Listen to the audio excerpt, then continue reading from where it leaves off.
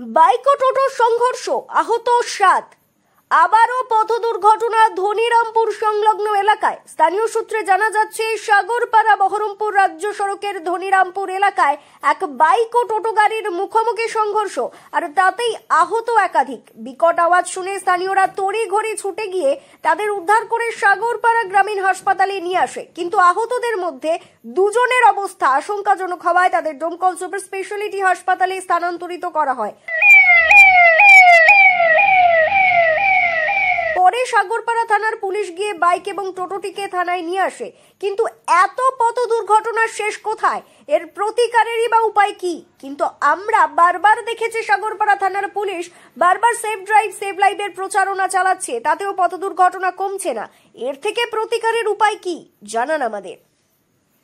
আপনারা দেখছেন গ্রাম বাংলা নিউজ, সবার সাথে সবার পাশে।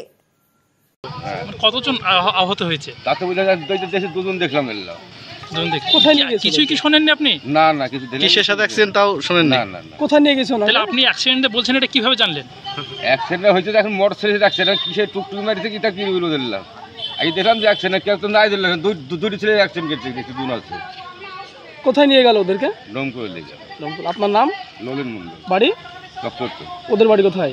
ওদের বাড়ি কাজীপাড়া। ঠিক আছে। দুষ্টু মিষ্টু কেক শপ।